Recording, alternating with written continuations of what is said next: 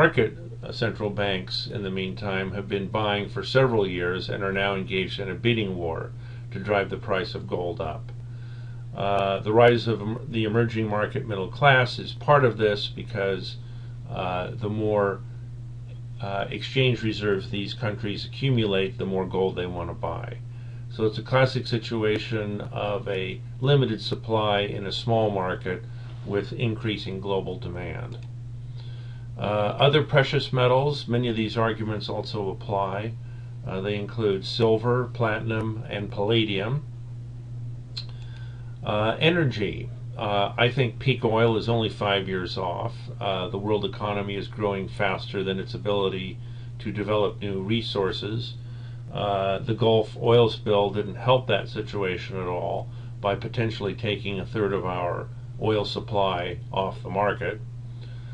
Coal is another hard asset which will be in increasing demand. China is basically importing all the coal it can get from us. Uranium, the nuclear industry I mentioned. China is building 100 new nuclear power plants by 2020, and this is going to create huge upside demand for both nuclear power equipment and also for nuclear fuels, which is known as yellow cake. Natural gas, you want to stay away. We just found a 100-year supply through the new fracking technology. It's going to keep prices low for a decade. Raw materials, basic raw materials, you have iron ore, copper, rare earths, aluminum, lumber, zinc, and nickel. Demand is increasing for all of these. Food. We are setting up for another crisis in food. You may have noticed that food prices are up quite substantially this year. In the case of wheat, it's doubled. Corn is up about 30 or 40%. And this is going to continue. One of the aspects of the rising emerging market middle class is they want to eat. They want to eat more food. They want to eat better food. So people in China are shifting from eating just rice to eating more pork, more eggs, more beef. This creates demand for everything. To grow 1 pound of beef requires 16 pounds of grain. So the higher the quality of food you're eating, the more the global demand for food becomes. Water is another hard asset. Only 2.5% of the world's water is fresh, 3/4 of that is locked up in ice. The world's most populated country, China, 90% of the water is polluted. Some of it is so polluted it can never be purified. Water tables in India and China, India and the US are falling to historic lows. Some countries are resorting to purifying seawater through salinization, but that increases the cost of the water 10 times. And the 1 pound of beef that required 16 pounds of grain to create requires 2,416 gallons of water. That is going to create huge demands for clean water, which we are running out of. Some 18% of the world population lacks access to potable water today, and that is expected to rise to 40% over the next 20 years. So this will be another major long-term play in the markets. This is a satellite view of the Indian water table, one of the largest food-growing areas in the world, showing how much their water table has declined in the last 8 years. Commodity-producing currencies are something dear to my heart. If a country is producing commodities, the price for those commodities is going up, demand is going up. The currencies of those countries also go up, and Australia is a perfect example of that. They are exporting immense amounts of copper, iron ore, coal, and food to China. The iron ore exports alone are expected to reach $100 billion this year. And this is for a country that only has 25 million people. So that money feeds directly into the value of the currency, which has really been appreciating all year. Same for the Australian stock market. You've had a bull market in Australian stocks because that money gets recycled into their paper assets, which make them go up. You can make the same arguments also for Canada, which has a broad range of commodities to export, and Russia, which is the world's largest oil exporter. The one hard asset you don't want to own is real estate, especially residential real estate. And since most of you own your own homes, I'll go into why you can't count on it to go up in price in the foreseeable future. And the big problem is the retirement of the baby boomers. I think we're going to see a replay of the zero return that real estate brought us in the United States from 1929 to 55. The problem is the silver tsunami. 80 million baby boomers are retiring at the rate of 10,000 a day. This means Social Security will turn cash flow negative by 2017 and completely run out of money by 2041.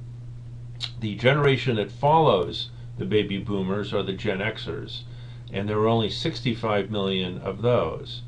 So there aren't enough people in the next generation to buy the parents of the baby boomers, which means a huge oversupply of housing that will last a generation. Where do baby boomers live? Well, they started out in nice single-family homes, raised their kids, retired, moved to a condo, got old, and ended up in an assisted living facility. That all means downsizing from a 2,500 square foot house to a 100 square foot room. If you add up the total drag on the real estate market that the baby boomers represent, it equates to 4.3 billion square feet of market every year for 22 years, which equal 430 World Trade Centers. That is how much excess real estate the baby boomer generation is creating. What does the market look like today? Well, we have 1 million new homes on the market that have been built by the home builders. We have 4 million secondary homes, used homes, on the market, and the banks have another 1 million that they got on foreclosure. According to a survey by Zillow.com, 20 million homeowners will sell on any improvement in the market. That takes us up to 26 million homes either now on the market or potentially on the market, versus an actual annual demand of houses of 4.9 million units. That's 5 years of inventory. So 1 out of 5 American homes is for sale or about to hit the market. These are the people who are not buying homes right now. There are 35 million unemployed, including those whose benefits expired, which is the broader definition of unemployment, and expired worker. They're not buying houses anytime soon. The 35 million who have negative equity are not going to be buying homes anytime soon because they either have to declare bankruptcy or put cash into a transaction to get it to close. And needless to say, the damage to their credit ratings is huge when this happens. This means we have 70 million missing buyers out of a total U.S. home market of 140 million homes. That's half the market. So the best case scenario for homes is a long grind sideways at current levels. The worst case is another 20% down leg in real estate prices that triggers a secondary banking crisis. If you wonder why bank shares have not matched the rest of the market with the latest upturn, that's the reason. And this is the S&P Case-Shiller Composite Home Index showing prices for the last 10 years, and after the bubble popped we had a huge drop and we seem to be grinding around sideways here.